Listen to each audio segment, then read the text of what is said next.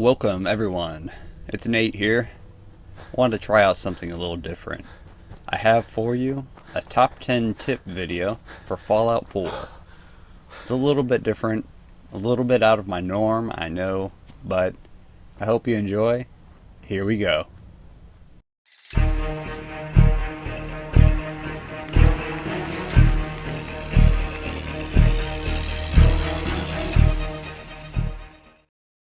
Number 1, turn up the brightness on your Pip-Boy. Now the standard green Pip-Boy light is classic, but the original setting is just too dark to me.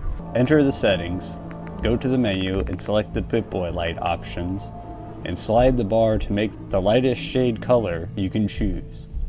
The result's pretty incredible. I was amazed at how bright I could get it. I would recommend changing the settings as early in the game as possible. It's so helpful for those dark areas.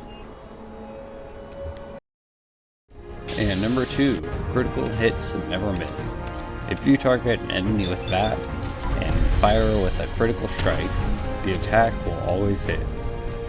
And if you're able to do enough damage and kill a legendary enemy before its health gets the halfway point, it won't mutate and regain its health back.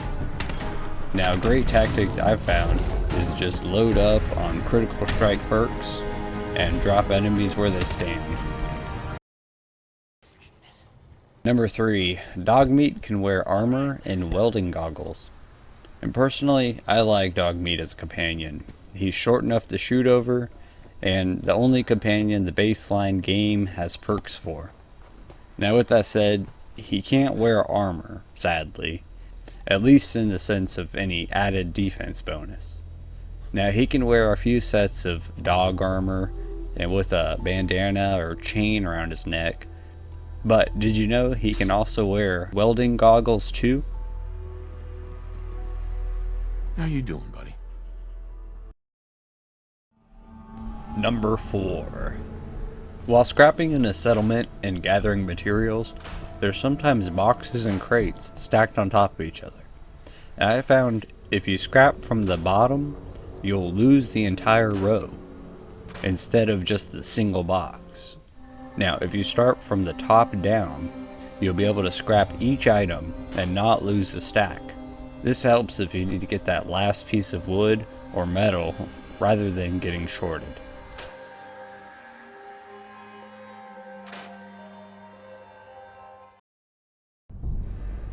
Number 5.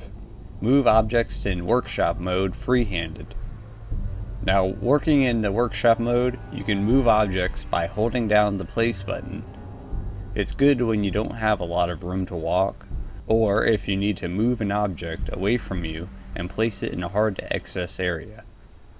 This can also be used to move entire structures.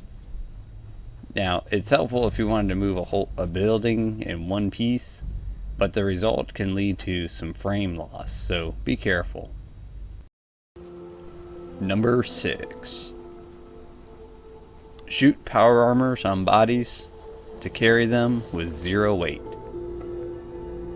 Now when you kill a human wearing a power armor, you can drop the weight of the power armor they're carrying to 0. Simply by shooting the body till the armor breaks. Now, repairing the armor is normally the same price in materials, no matter how low the durability is. Of course, this is great for loading up with pieces and bringing them back to a settlement and adore them to a power frame later. Number 7. The nearest power armor other than the one in Concord. Now, if you were looking for a second set of T-45 power armor, probably to rebuild the one you find in Concord, perhaps have a companion wear it. There exists a semi-complete set sitting over by the USAF satellite station, Olivia. It's sitting right next to a downed vertibird. Now, this would definitely be helpful for someone that was looking to skip out on the Concord mission, someone uninterested in helping out the Minutemen at all. And number 8. Power cores don't drain while using fast travel. So you know that customized maxed out power armor you love, right? Then you also know it burns through power cores faster than you can down a Nuka-Cola. Well, you're in luck. When you fast travel to another destination, the power cores will not be drained. The needle won't even move on the gauge. This is very helpful when you're trying to move power armors to another settlement. Warning, these next two may contain spoilers. Number 9. Do not scrap distress beacons inside a settlement. So there's a quest called the Lost Patrol, and during the quest you have to find surviving members from the Brotherhood of Steel. The missing people activated distress beacons, and you have to tune your Pip-Boy in to their frequency and follow the signal percentage. If you decide to collect them and bring them back to a settlement and activate them and then scrap them, the distress signal will stay in the airwaves. Now, every time you travel to the spot, distress signal found will appear in the air. It's just so annoying. Don't do it. Number 10. Join the Brotherhood of Steel early if you intend on completing that storyline.